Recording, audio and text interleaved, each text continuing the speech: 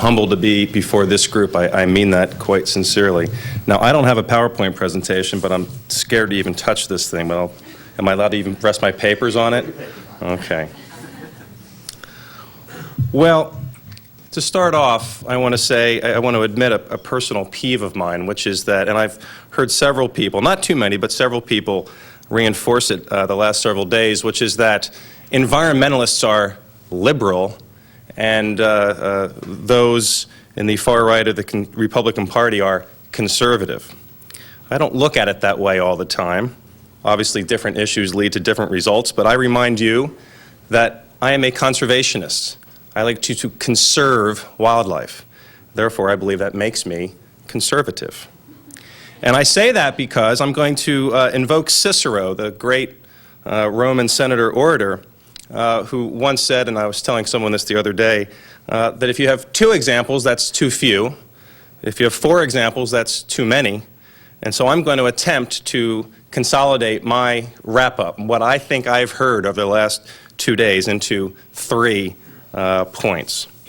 Now, for those who know me, know that I'm not really a big PowerPoint guy, so I'm not going to attempt that, but I do have some visuals for you to represent my 3 points.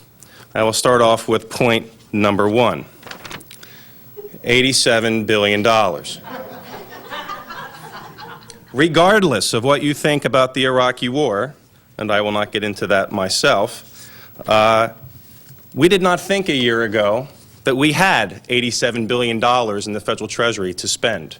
But yet, because of exigencies that we could not foresee or not told about, depending upon your perspective, we now are in the midst of spending $87 billion. And it makes you wonder, can I vote for E.O. Wilson for president? Could he help us spend this money? It's an intriguing possibility. Everyone that I've heard over the last 2 days has talked about the importance of more resources. And in fact, everyone, I believe, on some level or another, at least most of us, have acknowledged what I call the dialectic between incentives and regulations, carrots and sticks. There doesn't seem to be much disagreement about that. On the incentive side, what I have heard is that we've got to figure out what the highest priorities are, and it's a mix of scientific and social considerations.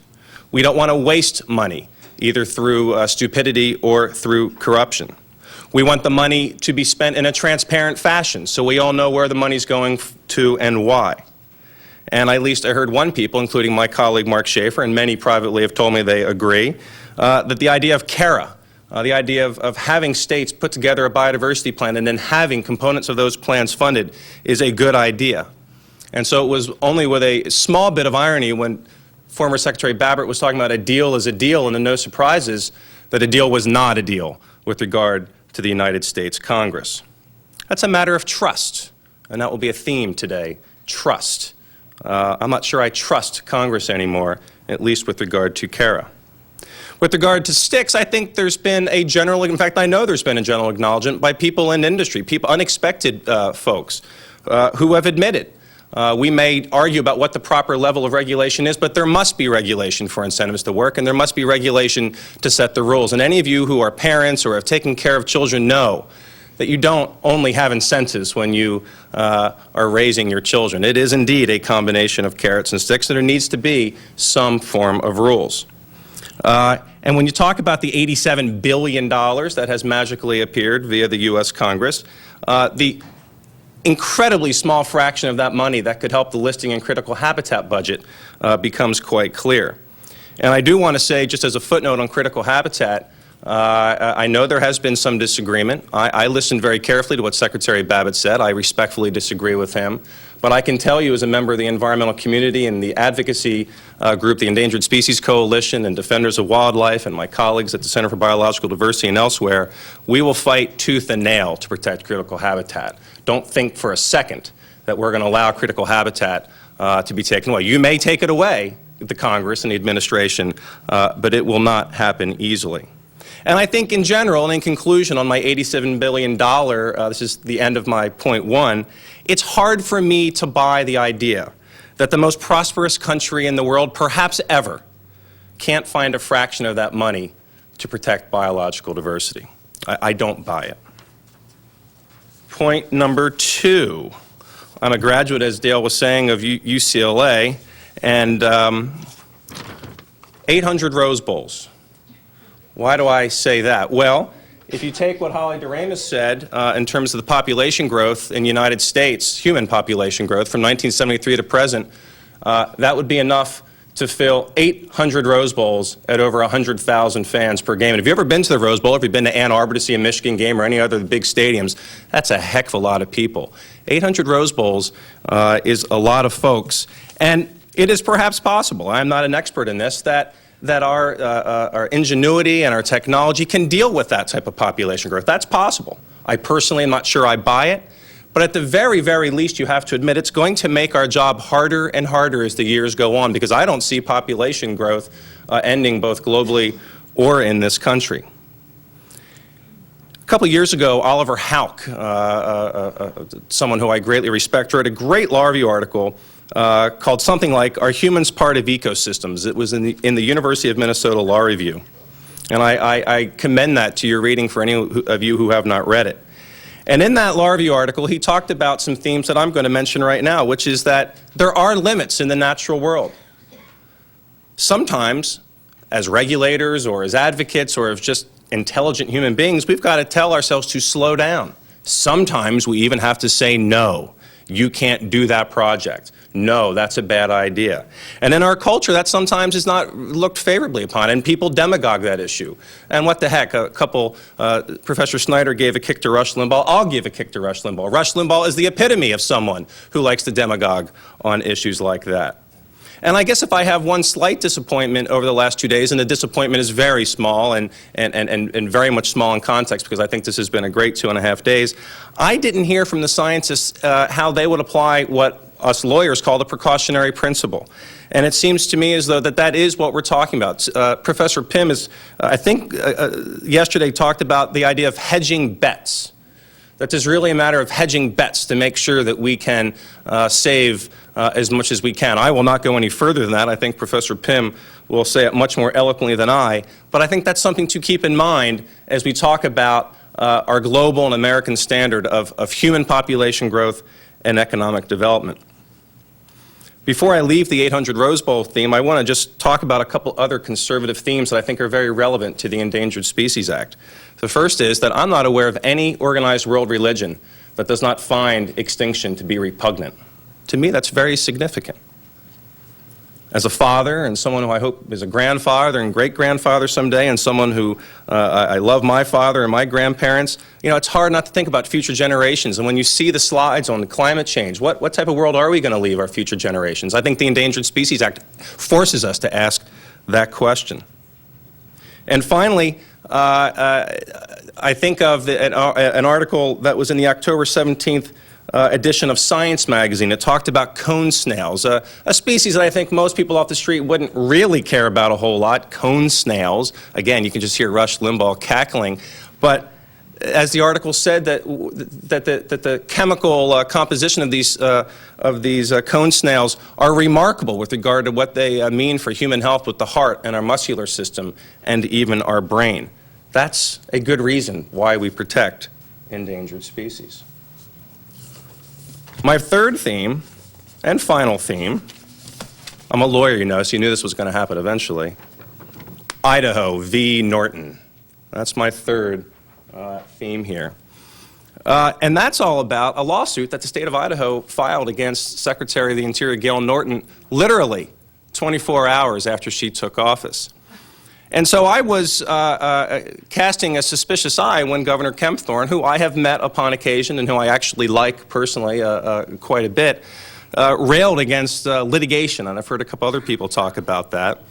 But the reality is that Governor Kempthorne himself has filed suits under the Endangered Species Act. And in fact, when I asked him that, I didn't quite have the guts after he had spoken to stand up and be the skunk at the party, but I went up right after we all broke, and I said, well, you know, Governor Kempthorne, you filed a suit 24 hours after the Bush administration took office. You were suing against a collaborative project that would have allowed a citizens management committee to manage grizzly bears in Idaho. What gives? And he said, and I quote, "No one's got clean hands."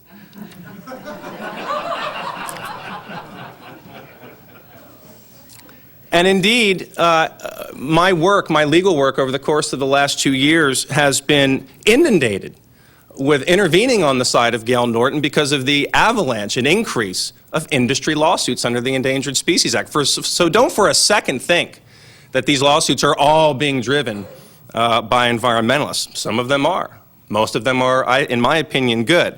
But both sides play the game. In fact, I think there's probably more than two sides who play that game, and I think we need to keep that in perspective. Getting back to this concept of trust, I think now that we do have a Republican president, the will of the people, I think, and we have a Republican Congress, clearly the will of the people right now, the federal judiciary is a very important component of our federal government right now. That's a part of the checks and balances that James Madison and others created in the Constitution. That was their way of institutionalizing trust among the American citizenry. And so therefore, say what you will about the present fight over judges in the U.S. Senate, there's a lot at stake. Should the federal judiciary become the third prong of the Republican Party, whether you're a Republican or not? Is that how our system is supposed to work? Professor Cass Sunstein from the University of Chicago has put together a great study that shows that the composition of judges in their party matters a great deal on certain issues, particularly like environmental protection. And I think that's relevant to the Endangered Species Act, and I think it's relevant to the concept of trust in our society as it relates to the Endangered Species Act.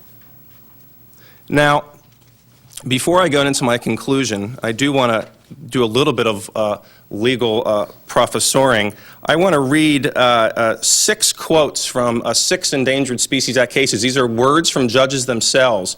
Defenders has been compiling these cases, and I admit I have taken 6 of the juicier quotes.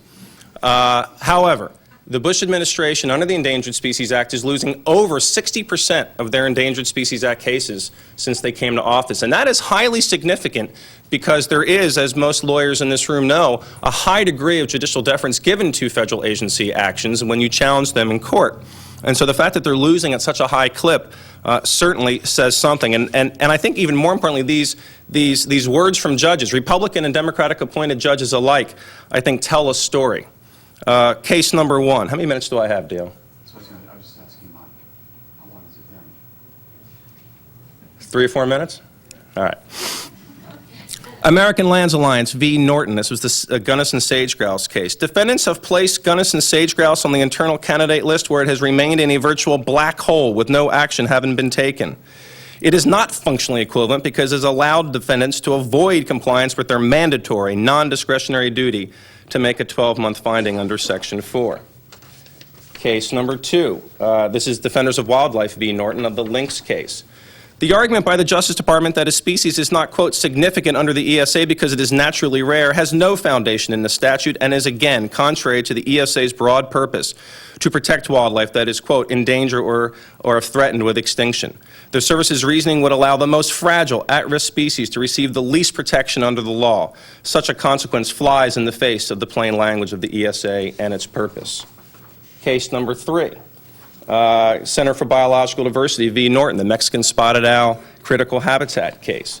Here, defendants' interpretation of critical habitat is nonsensical. What is determinative is whether or not the habitat is essential to the conservation of the species, and special management of that habitat is possibly necessary. Defendant, on the other hand, takes position that if a habitat is actually under adequate management, then that habitat is per se not critical. This makes no sense. As such, defendant's construction of the critical habitat definition is impermissible and contrary to law. I'll read just one more because I do want to make a conclusion here. This is with regard to the Manatee case that Save the Manatee Club of Jimmy Buffett fame had brought. And in fact, this is an interesting case because there had been a long fought over settlement agreement that the parties had come to, and the Bush administration decided that they didn't like the settlement agreement that the administration had signed. This is a judge in the U.S. District Court in D.C. I mean, it's a federal order. It's a federal court's order. It's an agreement that was negotiated with the assistance of a United States magistrate judge for some 9 months or so. And the thought that somehow or another this agreement is now illegal is just ludicrous and preposterous. Those are strong words for a judge. What gives the federal government the right to unilaterally decide what agreements it will comply with and what it won't comply with? Indeed, this is not an agreement, it's a court order. The federal government is not above the law. Strong words. And so in my conclusion, I'm going to go back to the questions that Frank Davis posed to us as we started this journey about 48 hours ago. And as the good Ciceroan, he gave 3 options. He talked about what the future of the Endangered Species Act is, and he said, do we need more enforcement? Number 1. Do we need more incentives? Number 2. Or do we need to reduce the rights of species as a 3rd option? Well, I think I've talked about number 1 and 2. I think it's both. I think that, in my opinion, the answer is yes to both. And I think that most of us, if not all of us, would say that none of us want to reduce the rights of species. We just want to fix the process. We want to make it more transparent. There are some glitches. The priorities maybe aren't quite right. And in fact, I thought that's what Judge Manson was saying last night, and I went up and congratulated him on a talk that I told him I didn't necessarily agree with, but I thought it was an honorable talk and one that I thought reasonable people could move forward together. And so he was quoted today in the LA Times, and I'm going to assume that he was misquoted. I'm going to hope that he was misquoted, but I'm going to read the quote, not to give Judge Manson a hard time, but to show that there's a very dangerous line between talking about incentives and reducing rights, because people who are savvy can speak in code. I don't think Judge Manson was doing this, and I'm sure that he is writing his letter to the editor to correct his comment right now. But no, honestly, this is what was said. If we decide we're going to spend $100 million to save a species we've imperiled, why are we doing that? Are we doing that because it serves human interest to do that? Are we doing that for the exercise of saving something that nature can't take care of? Regardless of our efforts, if we are saying that the loss of species in and of itself is inherently bad, I don't think we know enough about the world, how the world works, to say that.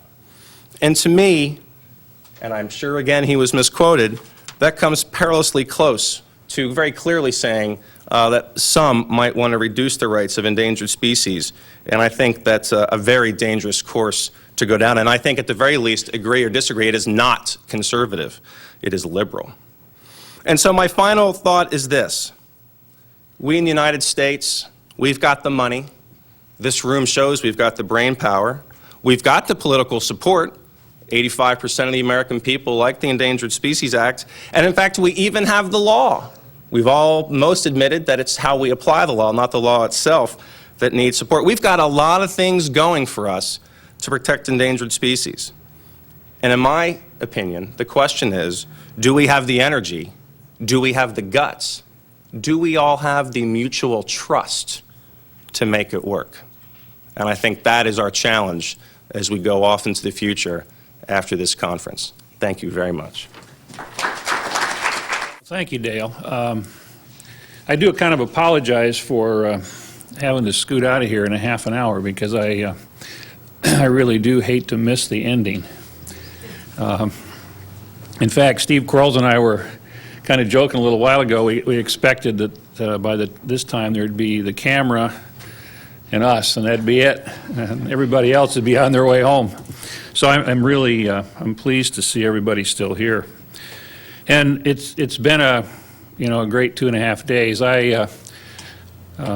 Like Bill, I was humbled to be asked to be a part of this. A year ago, when I came down here in November for the workshop, I wondered what possibly motivated Mike and Dale and Frank to ask me to participate in this.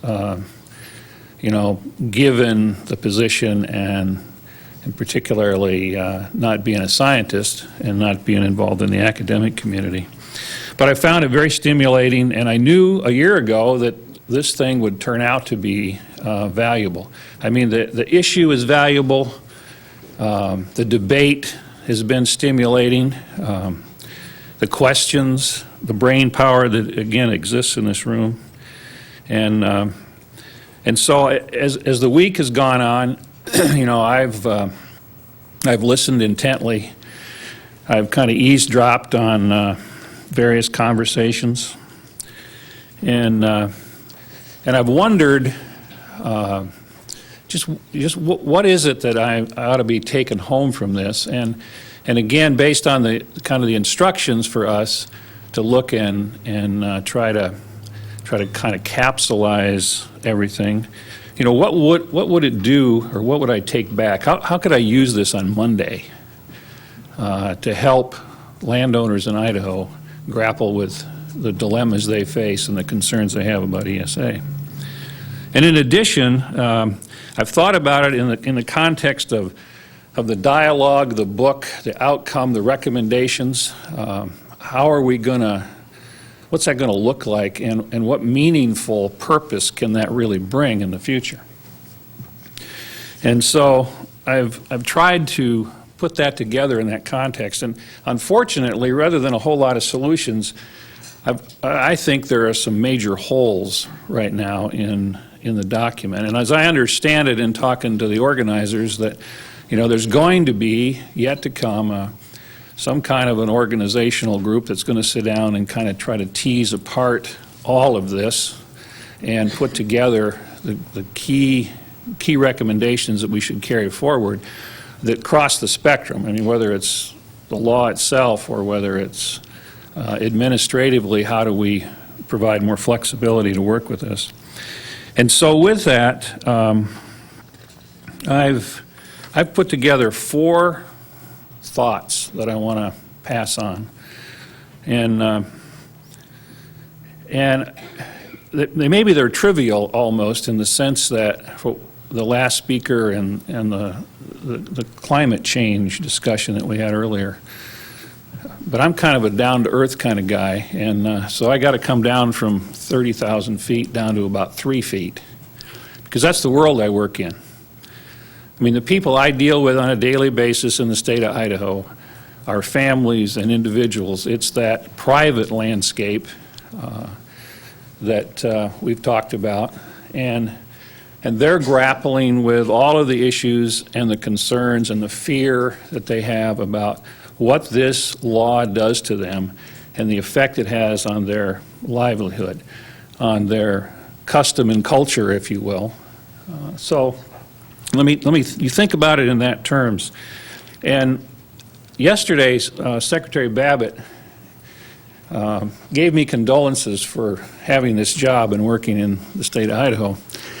And I said, well, you know, I don't really see it quite that severely. I mean, the people that we deal with, that Steve Huffaker from the department here deals with, Fish and Game, there are lots of very good conservation going on in the state of Idaho. There are lots of people, ranchers at the, you know, right down at the ground level, who are more than willing to deal with some of these problems. So that's the perspective, and so here are some suggestions. First one is, and I think this ought to be a capstone, and it goes back to what Mike Schaefer said earlier, and I'm sorry, Mark Schaefer said earlier, and that's the whole notion of prevention. We need to get on with the issue and develop the processes to deal with the prevention angle on this issue. It's kind of like if you build it, they will come. So let's build the hospital, but let's keep the emergency room, let's keep the ESA, let's do what we need to do with ESA, let's strengthen the regulation on the side of ESA. Let's improve the incentives for ESA once things are on the list. But let's get the hospital built. We need something in this country, and we need something state by state, that will allow us to deal more actively and proactively on those species that are at risk. And I think Mark laid out 3 kind of concepts there that are pretty key. And I think we ought to develop those. And when I say we, I'm talking about the folks that are going to put the final products together. So we ought to be proactive and develop some programs to address loss of habitat. One, again, that's state-based. I think that's really critical. And one that's incentive-based. And, you know, Idaho and the people in Idaho, the legislature in Idaho, has some traction on this issue. they are interested in doing this. Now, they get sweaty palms. I've talked to a lot of our legislators about this. They do get sweaty palms because it means potential regulation down the road, and they're not sure they want to do that. But at the same time, and it means money, and they don't know where that's going to come from. But at the same time, they recognize that shouldn't we be able to be in our own space and make our own decisions? Because if you think about it, if we take a proactive stance, if we understand the risks and if we understand the status of some of these sensitive species, we can make an informed decision about what to do. And maybe an informed decision is to do nothing, recognizing that probably the federal government at some point will ride over the hill on their white horse and save the day. And then we'll deal with this as a listed species.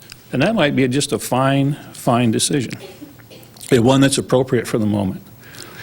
So there is traction there, and I think it's possible if we work together to bring about some change in that regard. Second issue is leadership.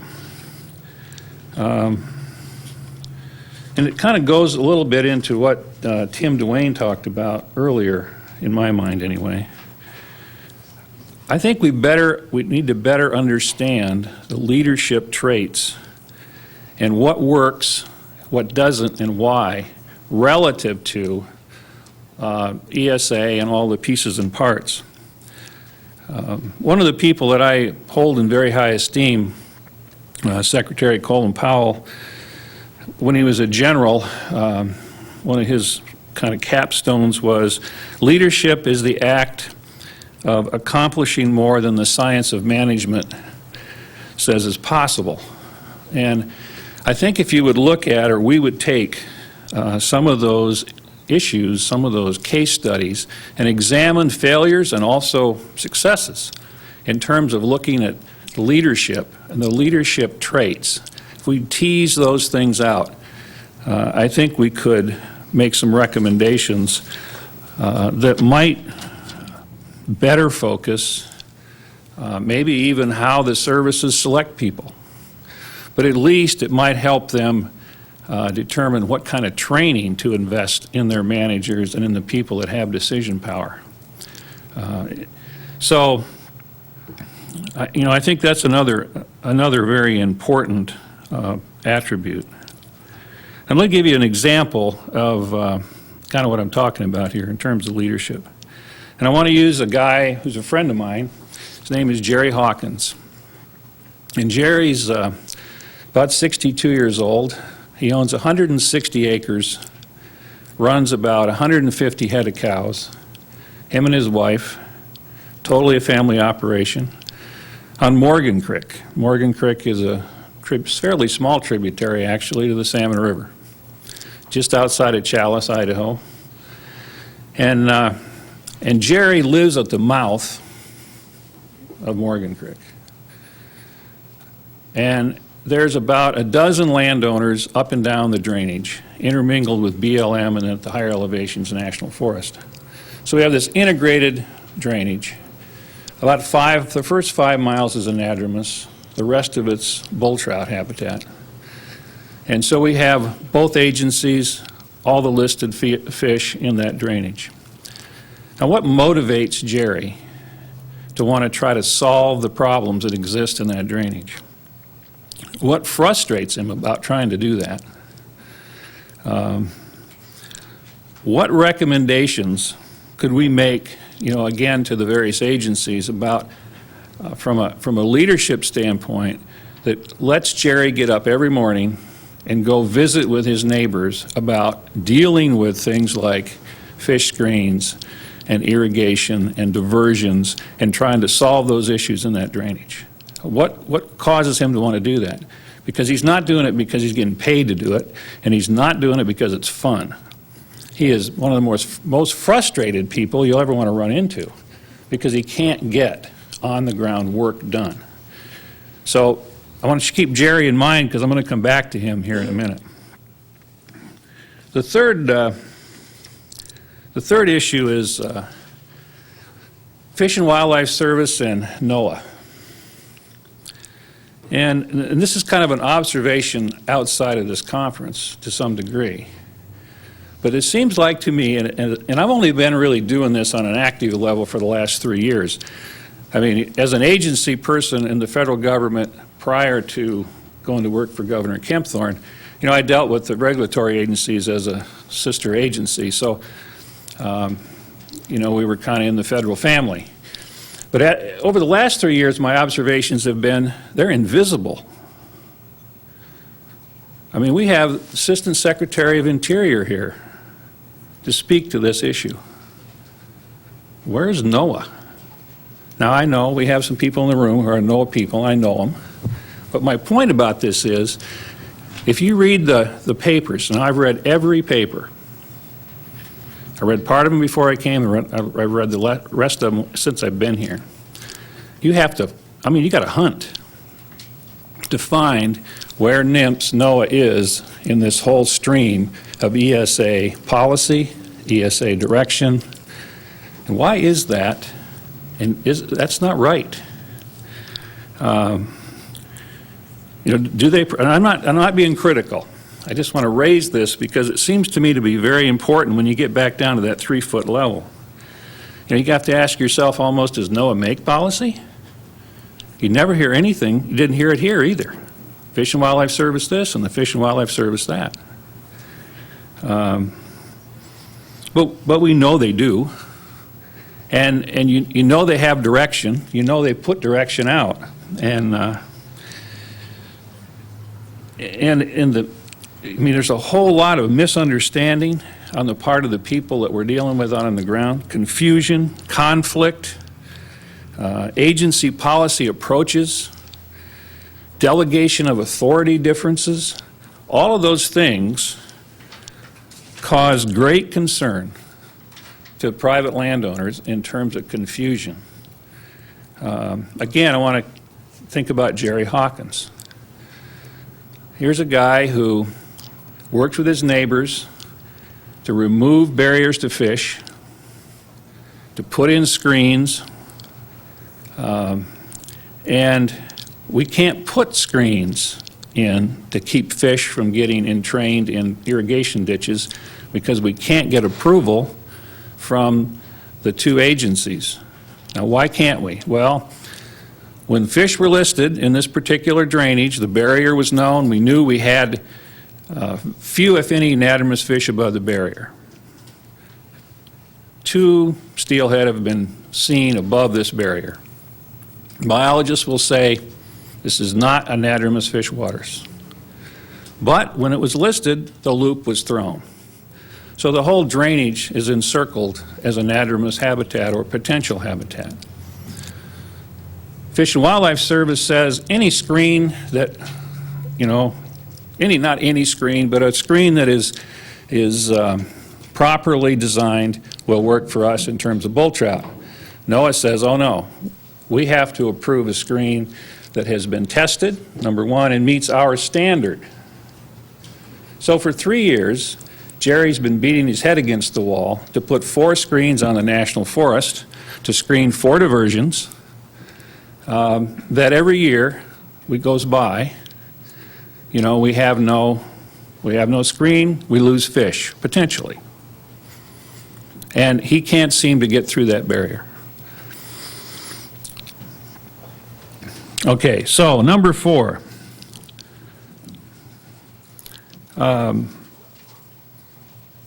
Let's talk a little bit about risk. And I kind of hate to do this because what I know about risk you can probably stick in your eye, but the folks before me on climate talked a lot about risk and that issue of where do we do this. And I want to come at it from the angle of how do we evaluate that, and I think it's missing in our book. It's missing in the document. We ought to have some evaluation of risk and risk processes here. Are we risk averse, and should we be? What level of risk should we really evaluate? What kind of recommendations could we make? Again, all pointed at doing things on the ground, speeding up ground activity. You know, next week there's going to be another conference in Portland, Oregon on risk. This is about fire. Some of you may be going to that. I know J.L. Laughlin is going to be a presenter at that conference. But it's the same kind of concept. I mean, when you think about this, in my mind and what I've observed is this issue gets in the way of making speedy, on-the-ground decisions in a lot of cases. And again, let me take you back to Jerry. The NOAA standard on screens is this fairly thick document, fairly well laid out. Fish and Wildlife Service has nothing. NOAA says, send us your screen, we will evaluate it, and if you send it to us evaluated against our criteria, we'll approve it. Well, how does somebody like Jerry evaluate a screen against this criteria? And so the standard is 99%. It has to effectively, at all times, screen fish at the 99 percentile level. Now, how do you evaluate that? Number one, didn't we save something if it was 60? Is it right that we don't screen a diversion for 4 years or 3 years and argue about it and try to get this done through this long bureaucratic process? Because we don't understand or we can't relax the standard? And every time we run up against that kind of frustration, we lose another Jerry Hawkins. And that's where, in my opinion, the gains are to be made. So let me just close by saying I think we ought to embrace Mark's notions of being proactive and getting on top of species at risk. I think we ought to examine the question of leadership and the traits and put that into some of our recommendations. I think we ought to do a critical review of NOAA and Fish and Wildlife Service policy and look at how that affects decision making and how that affects our ability to bring in more landowners and take away. If it's got to be there, maybe we can put it under the radar rather than above the radar so we can turn more people on rather than turn people off. And then I think we ought to take a quick look at risk and what we can do about this question and how it's utilized in terms of making policy and decisions. So with that, my hope would be that would help ESA function better. So I thank you. Well, very much like Bill Snape, I am truly honored by being here, both in the initial planning session and now to hear all the fine work that's been done to date. I want to give you, by way of start, a fair warning that I'm one of those lawyer litigators that Governor Kemp Thorne, Secretary Babbitt, and Judge Manson, I think it was the one thing they could truly agree on, that we're not a species worth saving, but unfortunately we're nowhere near extinct. I'm very excited about the diversity of views here and the dialogue. In fact, I had the frightening realization yesterday that at least for a second or two, I found something that Kiernan Suckling was saying to be both wise and useful, and it was truly an eye-opening experience for me. I, like Bill, I'm going to limit myself to 3 topics. And I'm going to talk about 3 issues that I thought I heard raised repeatedly during the course of this meeting. Use of sound science, what units should receive listing, recovery planning, and delisting attention, and the emphasis on habitat in one form or another rather than a single species focus, also referred to as biological diversity or ecosystem management. I agree that the Act will not be changed significantly and that all we may see is a minor statutory edge effect in amendments, and that the changes will come through regulatory and judiciary adaptive management. Recognizing this, I want to put some perspective on how hard a task this adaptive management, judicial and administrative, will be. In other words, sound some cautionary notes. And I'm glad that at least two speakers are following me that will hopefully be more optimistic than me, so we won't end on my note. And indeed, for self-preservation and self-respect, if nothing else, I do want to preface my remarks by saying that I am a strong supporter of the Endangered Species Act, and it's been an extraordinary pleasure for me to spend a major part of my career, legal career, with a law that has such an undeniably noble purpose, and also one that, once its essential mission is fully understood, the ultimately ensuring the quality and sustainability of all life, including human life on Earth, its importance cannot be denied. But now to my concerns. The first is sound science. Even with the collection of scientists we have here and the maturing of conservation biology as a discipline, I worry that we may be further than closer in the application of sound science to Endangered Species Act decisions. You heard yesterday that more than half of the judicial decisions on science in the ESA have been handed down in the last 3 years, and 20% in the first 10 months of 2003.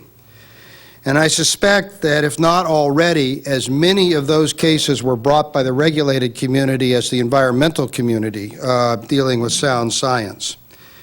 In part, this may be because those that want to see a robust ESA with a major inroads into the daunting backlog of listings, critical habitat designations, and other decisions recognize the limitations of science on which to ground those decisions. Often little empirical data, often almost exclusively anecdotal, gray literature of decidedly uneven quality, all the way from the dispassionate to the advocacy, and a recognition that that what was once thought to be a very rigorous scientific standard, best scientific and commercial data available, can also be regarded as one of the weakest as soon as you shift your focus from the word best to the word available. At the same time, I think the regulating community is beginning to understand that as weak as that standard may be, and as poor as the data that may be relied upon in order to make some of these decisions, that there is a limit. Even the Administrative Procedure Act, which governs all federal agency actions, says that the agency decisions cannot be arbitrary or capricious. And in some cases, I would argue that the science is so scarce that there is a real question whether some of the decisions being made under the Endangered Species Act are arbitrary. We also see, and here I'm going to say something quite controversial, I think, but it actually ties into the more rational statement made by Mr. Caswell about a better analysis of risk, is more and more I'm seeing decisions based on what I regard as the last refuge of poor science, which is the precautionary principle. It's, to me, that's a little bit like an ollie ollie Otson free in a game of scientific hide and seek. That too often when we admit we have no data, we have really nothing to go on, but we'll simply exercise the precautionary principle as a way of ensuring that we don't run any risk.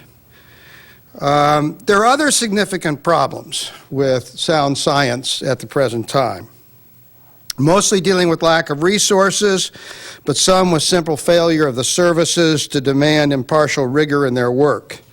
Some of you have heard me before about my concern about conservation biology. In fact, you heard me a year ago, in which I expressed a concern about its scientific discipline that really has a mission as its basis. When you look at its publications and its credos, and instead of studying the causes and effects of species extinction and recovery, it actually has a mission of preventing extinction and advocating recovery.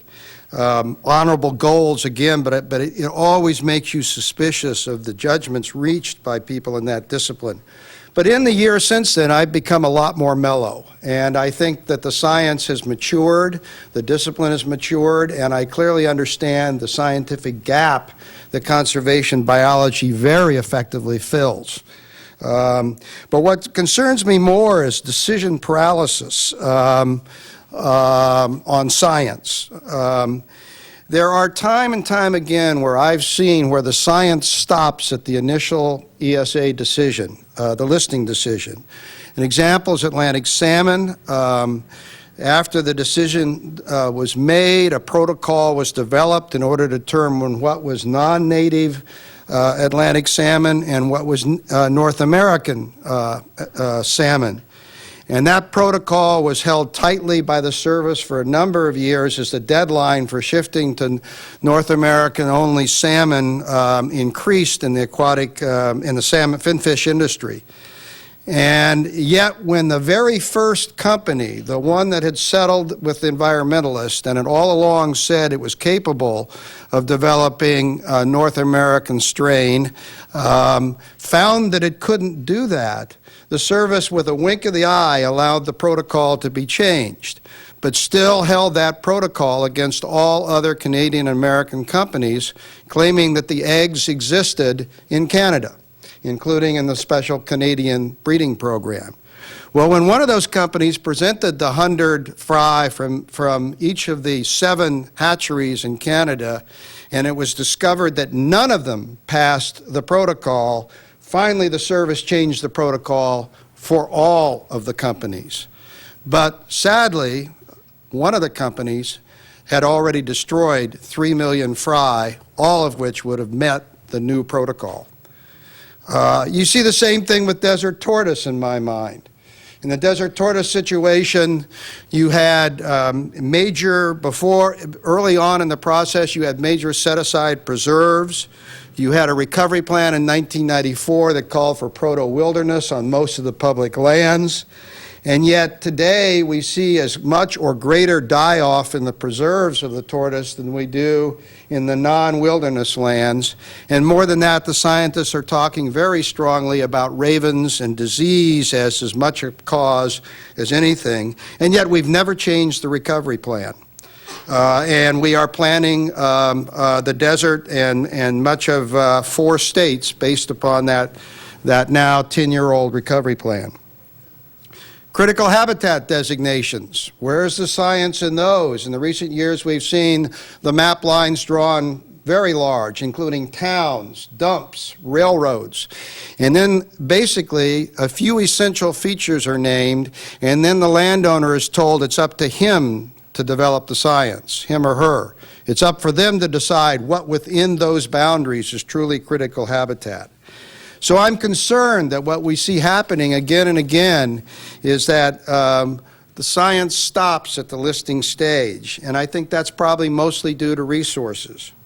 And there's no easy answer on how to avoid this. Peer review is another example. I am not a peer review fan. A couple of reasons. First of all, I think that we don't have the resources to do peer review on all of the decisions that the service has to make. You've heard all the way through this conference that we don't want either the regulator or the landowner to spend all their time filling out paper, and we want them on the ground doing good conservation work. Well, I don't want the scientists all sitting around opining about Fish and Wildlife Service decisions rather than doing research that will inform those decisions. But I've also seen little benefit from peer review. Let me just give you another example. A California tiger salamander. Let me tell you the first 4 peer reviews on the listing of the Sonoma County tiger salamander. One of them was a 1-page, I think 1-sentence handwritten note saying that she or he favored the listing of the California tiger salamander. The second was a professor whose research was one of the principal papers on which the listing relied, and who was consistently praised throughout the preamble to the listing. Now, how independent can that peer review be?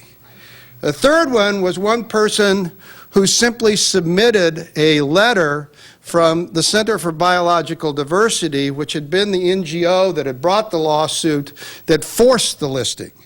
Didn't produce his own judgment, but rather it simply submitted a letter from the center. And the final one was a person who, before he was selected as a peer reviewer, had testified before the state commission in California in favor of listing the California tiger salamander under the state Endangered Species Act. He failed there because they said there was insufficient science, so all he did was simply submit his California state testimony as his peer review comment. So peer review, obviously, to me, is not necessarily the cure-all. I agree with one of the authors and Judge Manson that we must find a better way to integrate science and decision-making. That means we need to have better consumers and the officials of the services of science, but we also mean that the scientists themselves need to speak to the public. They need to be able to translate algorithms and genetic speak in a way that will allow affected parties to believe in the validity of the scientific underpinnings of decisions. Finally, as in everything else, it means on this point, and I promise the last 2 points are very short, it means more money. And I support that more than any us. But maybe just again, to be the contrarian in the group, I think that that responsibility for finding that money relies as much on our entire community, but I'll even lay it in part on not just the regulated community, but also on the environmental community. Earlier, yesterday, somebody mentioned CARA. And I can tell you that there are also charismatic environmental causes that are a lot more charismatic than the ones we're talking about here today. I can remember sitting at the CEQ with Michael Bean when we were talking about how to divide up the CARA pie. And only Michael Bean's environmental organization, of the 6 or 7 that were sitting around that table, argued in favor of taking a significant portion of the CARA money and putting it into endangered species rather than into land acquisition. Land acquisition was just more sexy than was species in the environmental community. So finally, I think on this issue, we need to make certain that the services don't estivate after they make their initial decision, and that they pursue that. What we were told by Holly DeRamus and others is that really good science that comes out once the species becomes sexy because it's been listed and once the grant money becomes available. Okay, the last 2, really quickly. Listing, discovery, delisting of units. I really do believe that the distinct population segment or evolutionarily significant unit is going to become an increasingly significant and contentious issue. Many of you will recall that famous GAO study on the previous definition of distinct population segment that said it could result in the listing of squirrels in any city park in the country. Not much different after the new definition, except that Congress said it was to be used sparingly and only where the data was conclusive. But we haven't seen that. We've seen a slight upturn in the designation of distinct population segments. You heard my example yesterday of where we've so far designated distinct populations for the Santa Barbara, California tiger salamander, the Sonoma County tiger salamander, and now we're going to take the other 4 populations and create another distinct population segment and list it, and we'll end up with 3 distinct population segments that are in fact the entire species. You also heard me say that many recovery plans, without rulemaking, without listing distinct population segments, take species or subspecies or large distinct population segments and divide them up into distinct population segments without any proper decision making. And you heard John Kostiak express concern that you list the species one way and then you start delisting it another with smaller distinct population segments. We have no way of determining distinct population segments. They're determined all the way from the very complicated selection of branches off of mitochondrial DNA trees all the way down to political borders. And it's a major problem. It's a problem we, the lawyers, or the layperson lawmakers created because we inflicted this on the scientists. It's not a taxonomic unit that the scientists ever used. And that's part of the problem. But I agree with John Kostiak and clearly that if the scientists and the regulators do not get together on a definition of distinct population segment that puts an emphasis on it, the designation only when it's important to extinction and recovery, then I think we're going to see the courts do it and I think we're going to see a huge waste of resources that we can't afford to waste. Finally, habitat. I'll spare you my concerns about my real concerns as a lawyer and as a person that worked in Congress and worked in the administrative branch and therefore is concerned about having definitions that are manageable and usable, about my real concern about whether we will ever come up with definitions of ecosystem management or biological diversity that will actually be useful in a management situation, and certainly can stand the test of validity if they are litigated. I can remember Jack Ward Thomas, the chief of the Forest Service, 3 years after the Forest Service was commanded by the Clinton administration White House to do ecosystem management, speaking at a conference at the center, at the Legal Center, Natural Resources Legal Center, or whatever it's called, the University of Colorado.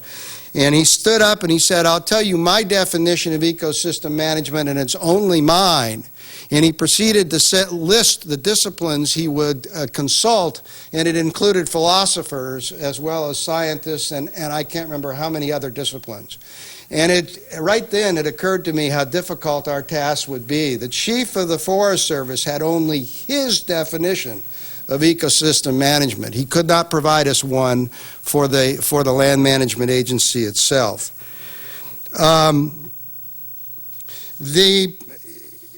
And I'm also concerned, even when we try to do ecosystem management, I really do believe, here's another controversial soundbite for you, I really do believe that the decision to try to do the Interior Columbia Basin Ecosystem Management Plan has set the cost of ecosystem management back by a good number of years. That basically covered such a large landmass and was such a sink for dollars and time that it died of its own weight with very, very little to show for it.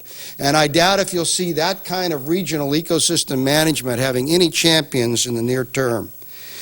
Okay, the final point then, and the point that I want to bring home and why I think we have a major struggle ahead of us, is that I believe typically a law is modernized by judicial decision making. And God knows we've gone a long ways from worrying about species to biological diversity and ecosystem management.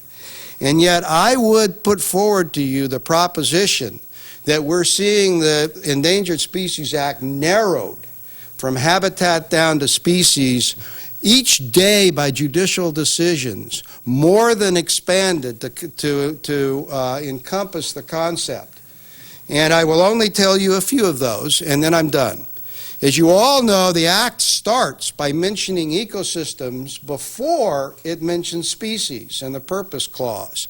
But when you get to the operative portion of the Act, habitat is only mentioned in one place. That's critical habitat, and only for one decision-making process, and that's consultation on federal agency actions. The regulators put it in a second place. They added habitat modification as in the definition of one of the terms in the take prohibition, harm.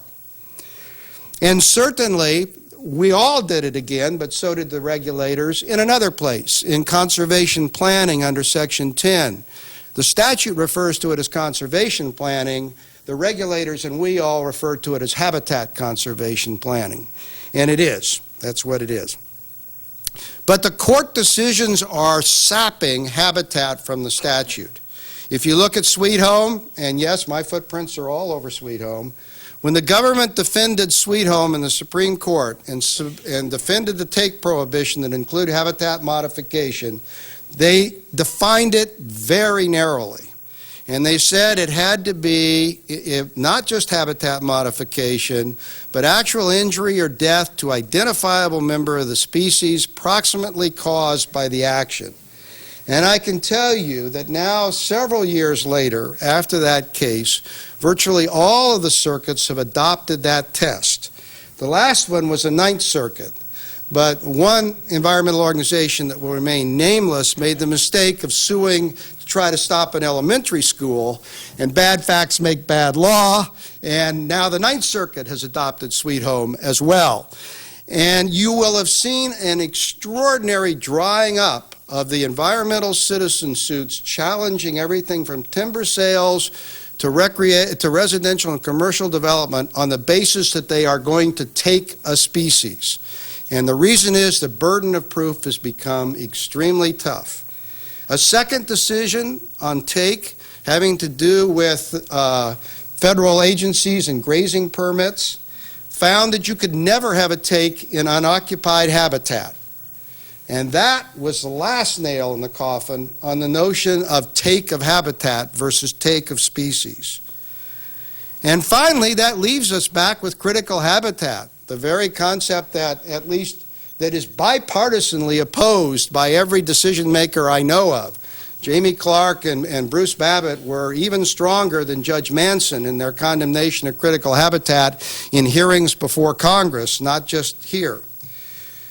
But critical habitat at least used the word habitat, but I can guarantee you that the lawsuits are drying critical habitat up too. And you know where those lawsuits are? It's exactly right. Those lawsuits, Bill Snape is right, they're coming from the regulated community. 2 lawsuits. You've all heard of the lawsuit that says you have to have more rigor in your economic analysis. What you may not have heard is a very recent Ninth Circuit decision that said you had to have more rigor in your biological analysis. You had to prove every single aspect of the definition of critical habitat, that it was occupied at the time the species is listed, that it had essential features that were essential to conservation of the species. It has set such a high plateau for scientific certainty in the definition of critical habitat that even if you doubled, I think, even if you doubled the budgets of the 2 services and applied them all to critical habitat, they wouldn't have enough to accomplish the task. I have heard 2 amazing and remarkable things at this conference. The first is that because I hold a chair in conservation biology, and that conservation biology is mission-driven, that it is somehow squishy. Well, Mr. Charles, I have the following recommendation to you. I bear you no ill will. Next time you are ill, please go to a physician who is mission-driven, who cares about saving your sorry hide. Because if you go to a doctor who does not care, who is not mission-driven, next year we may not have the benefit of your remarks. The LA Times today says the Species Protection Act is broken, and Assistant Secretary of Interior Craig Manson says, and I should quote, and I did download this directly, the law should be revised to give economic and other interests equal footing with endangered animals and plants. I want to examine that contention in light of what we have heard over the last couple of days. And I'd like to elaborate on a particular piece of history, because it's worthwhile considering what happened before we had an Endangered Species Act.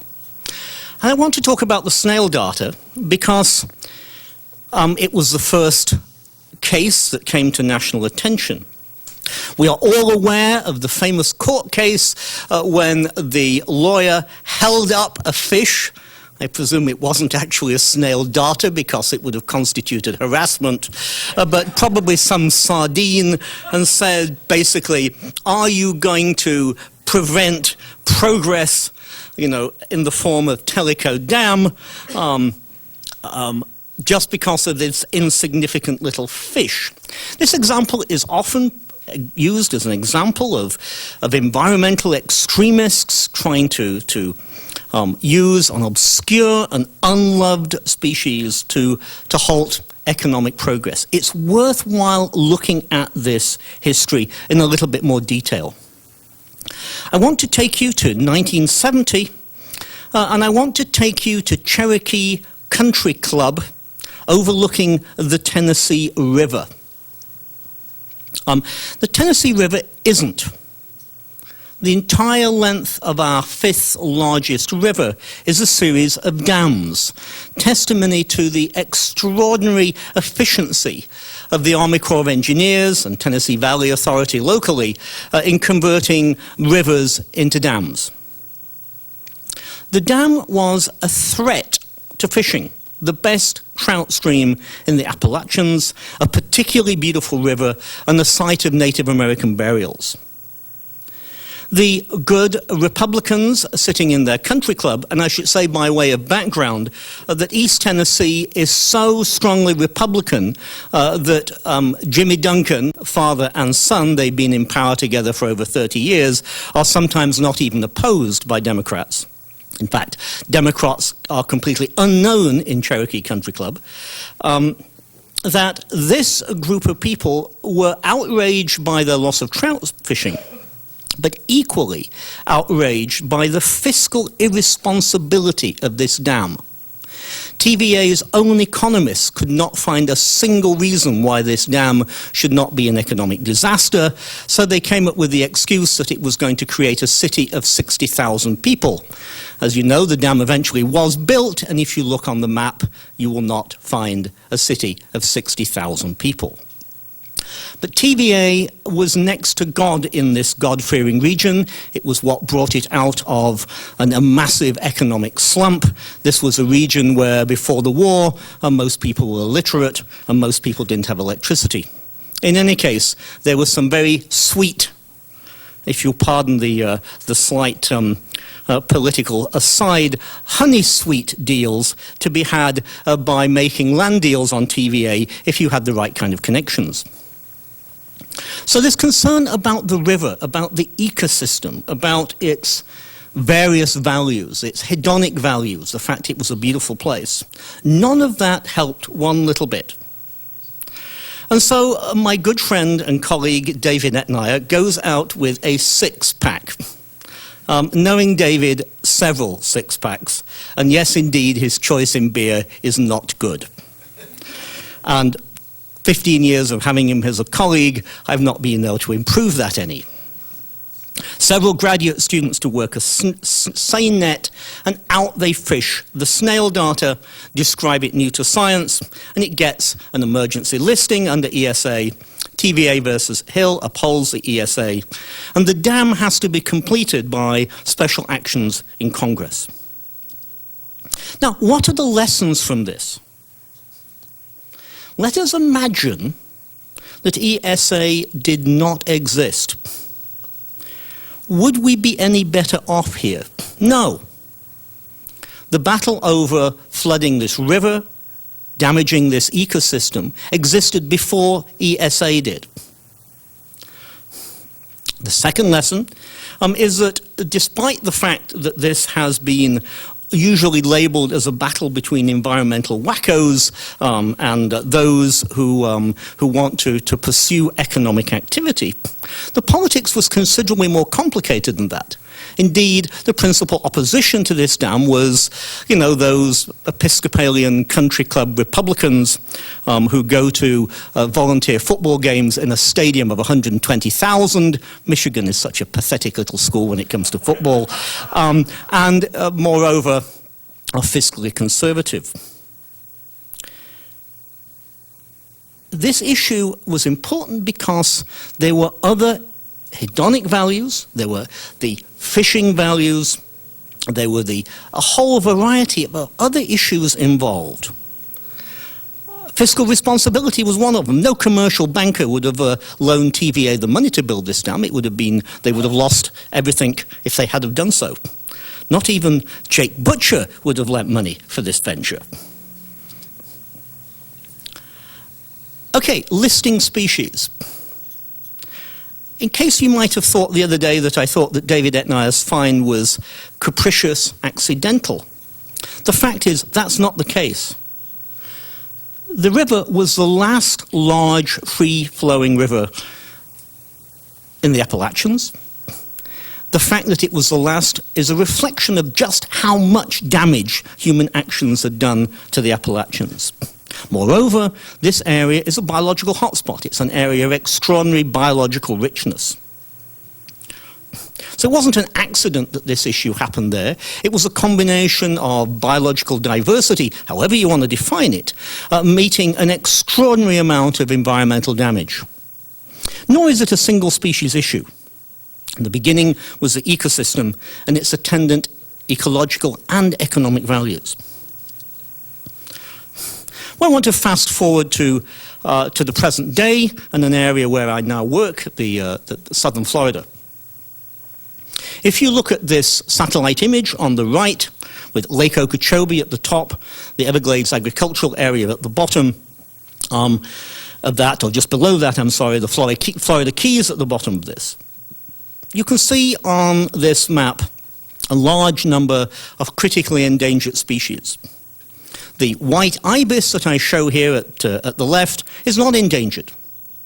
It's a species that once numbered 1 million nesting pairs within the Everglades, is now down to less than 5% of that. Anybody looking at that would recognize that that's a massive environmental change. We can't do anything about it, of course, because the white ibis is not endangered.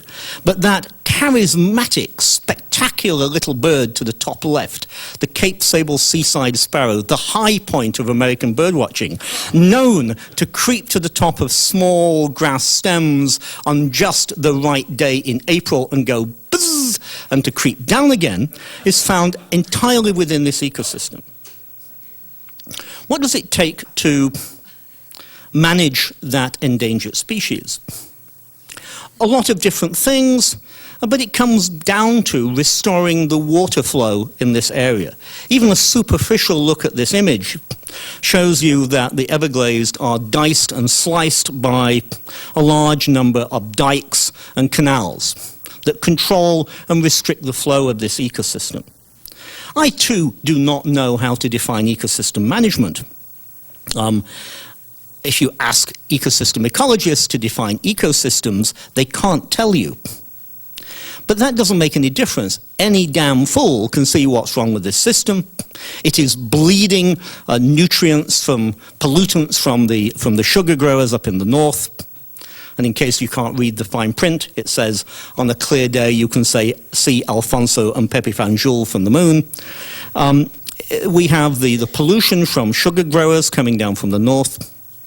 We can see that that is changing the system by making it a lot redder, which means a lot more biologically productive, which means it's dominated by cattails and not native vegetation. You can see that water cannot flow from the north to the south or the east to the west. And however you wish to define ecosystem management, it clearly requires you to clean up the water and put the water in the right place at the right time.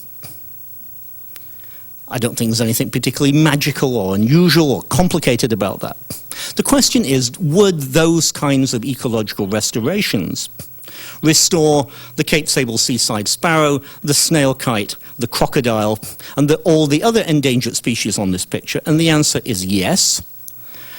And rather than them being conflicts between the various endangered species in this system, analyses of the wading birds, of the kite, of the sparrow, of the manatee, the crocodile, all require the same ecosystem interventions.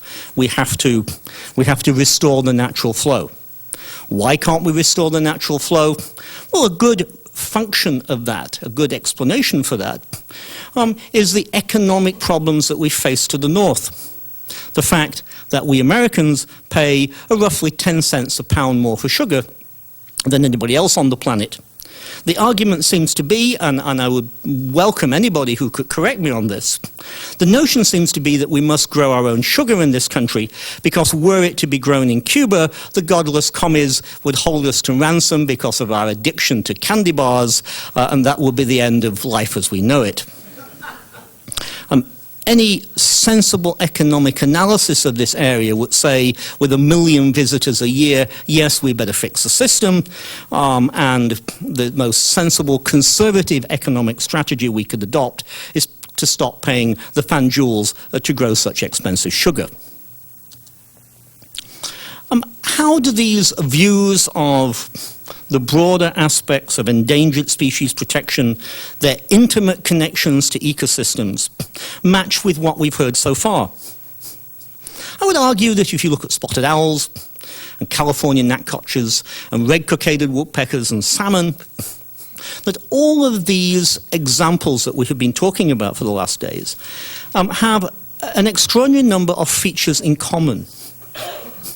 Whatever we may say about priorities, whether it's this species or that species, or an OTU or an SED or an ABC and all those other alphabet things that I haven't quite got down yet, all of the systems we were talking about involve massive losses of habitat. More than 95% of each ecosystem in the case of the owl, the gnatcatcher, the red-cockaded woodpecker, and anything living in North American rivers. They are, in varying degrees, as centers of biological endemism. There are places where a lot of species are at risk. And before we go into the awful details of how we set priorities, we should stand back and look at these case histories and realize that when we squint at them from afar, they have a great deal of biological features in common. The Pacific Northwest forests, the California sagebrush, the longleaf pine savannas of the Piedmont are all areas that have suffered spectacularly at the hands of human actions. But there are some other issues involved too. Societal values that in various ways emerge as economic factors in addition to these simple biological ones that we are so used to dealing with. I was impressed with Jim Kraft's discussion of what the Plum Creek Company does. It's clear that they show a concern about the enormous amount of land that they manage. It's also clear that they would not be the flavor of the month in the Piedmont if they clear-cut it. That there are values of protecting our forests, even on private land, that involve relationships with the people who live nearby. Not everybody thinks that keeping farmers or ranchers alive with massive government subsidies is a good idea. Although I rather suspect that the reason we do keep many ranchers going is that we have a soft, fuzzy feeling towards cowboys, which is why we spend so much money on pickup trucks and cowboy hats and cowboy boots, at least those of us who spent some of our career in Texas. Old growth forests are beautiful places, and nobody wants California to look like East LA. In other words, hedonic values and continued valuation are huge economic factors when it comes to evaluating endangered species. I contend that those ideas permeate all the examples that we have given, and if we want to do economic analyses when it comes to endangered species, then bring it on. Because I doubt if economic analysis would do anything other than confirm our concerns for the well-being of these species. After all that, I find abundant evidence at this conference that these issues are recognized. I'm impressed by the commitment of everybody who has come here to address these issues at particularly local levels. We all understand the law is there. We all understand that we need to have a better system of establishing priorities. We all understand there is a need to work ever more closely with landowners and other stakeholders. And when one does that, when one goes into the trenches, goes into the fields, goes into the woods, one usually finds that the people there also share a common concern about our natural heritage. Thank you.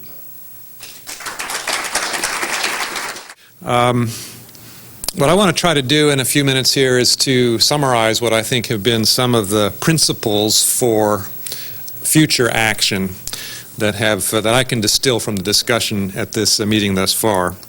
I don't think it's possible to offer specific recommendations on narrow and precise things. We've talked about a lot of those, but I do think it is possible to try to pull together a few principles to guide the future direction of the Endangered Species Program. And I want to emphasize the program because I think the principles I'm going to try to articulate are ones that might apply to legislative changes, but they also would apply with equal force, I think, to administrative or regulatory initiatives. And what I want to do in articulating these principles is to sort of emphasize what I think we probably all agree we need more of and less of. To start with, I think we need a program that is both more effective and less burdensome. I can't imagine a reason why anybody in this gathering would object to any proposal that could achieve that objective of making the law and the program more effective and less burdensome.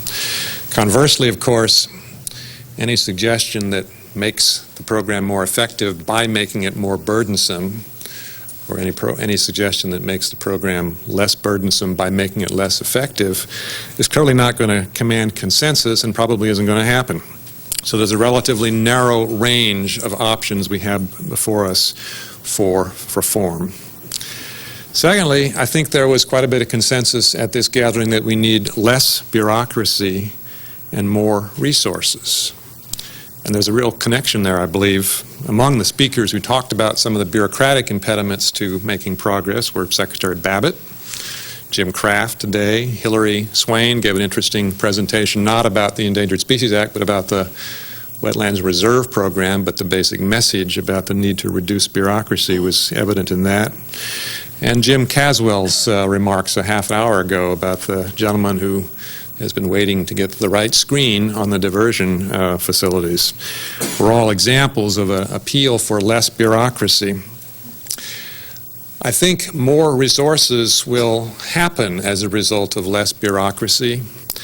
One reference I'll make to my own paper is my belief stated therein that the Fish and Wildlife Service, and probably the National Marine Fisheries Service too, have put a lot of unnecessary impediments in front of their own decision-making, and thus have used up resources that could have gone more productively for other things. I think we also need a lot more cooperation. I would say cooperation in a number of different, between a number of different parties.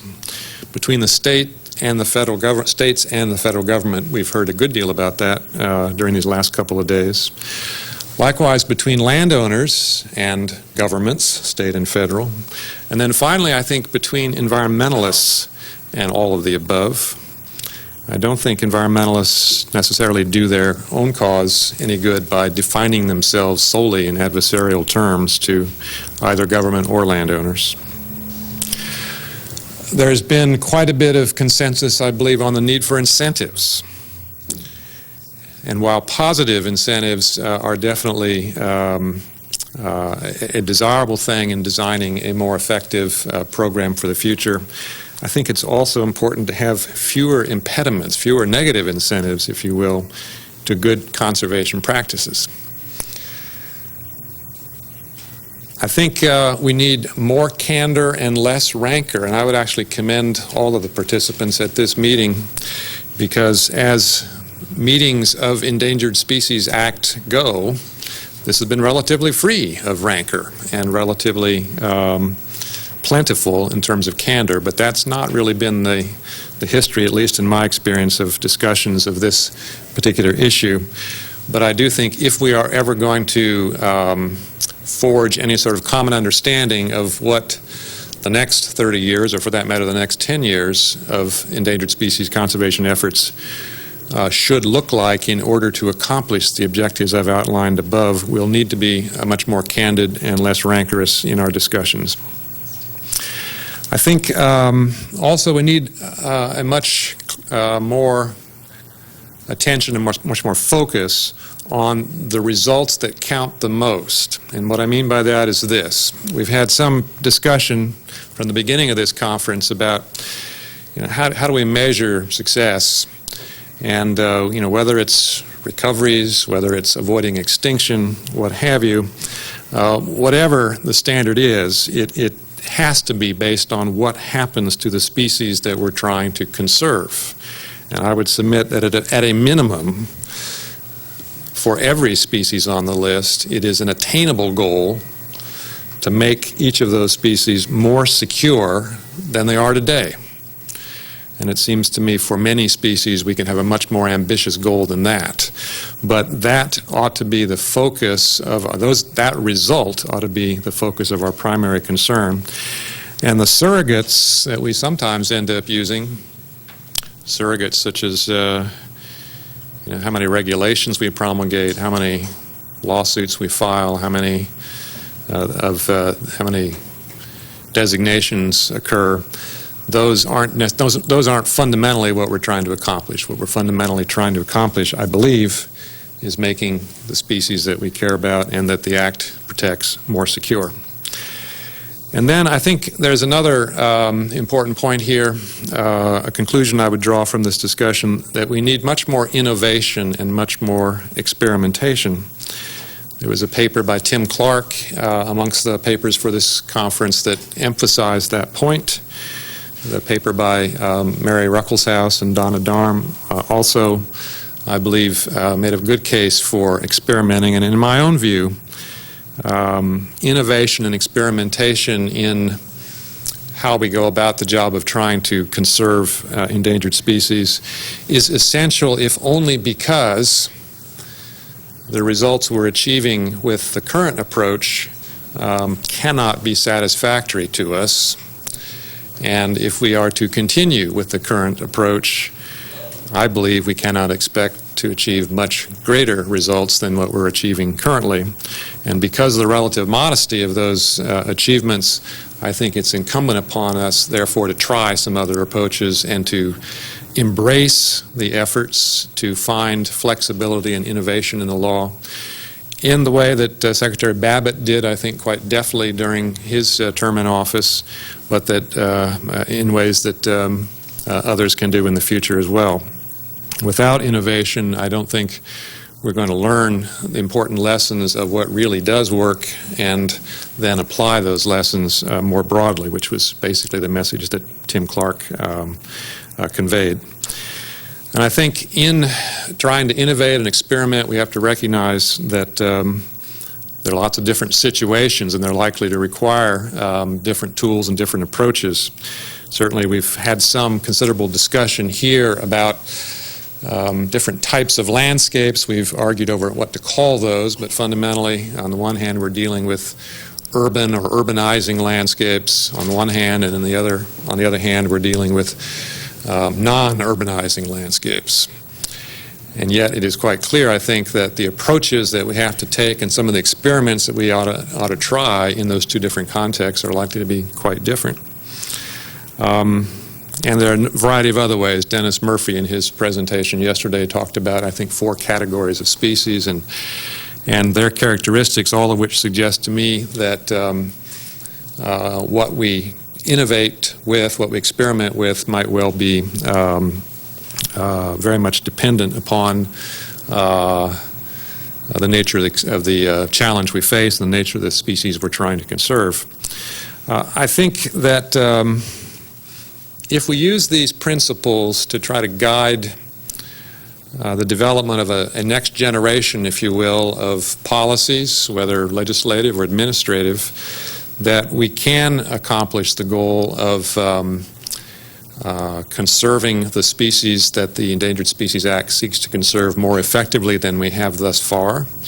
I think it will be possible at the 40-year mark and the marks thereafter to look back at a history of the Endangered Species Act and have more to tout in terms of solid success than we have today.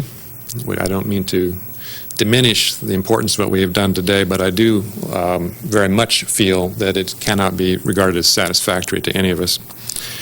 And so my advice to the group would be to take the principles that I think are implicit in the discussion that we've had over these last 2 days and to basically measure the ideas that any of us or others may have by whether they match up to these principles.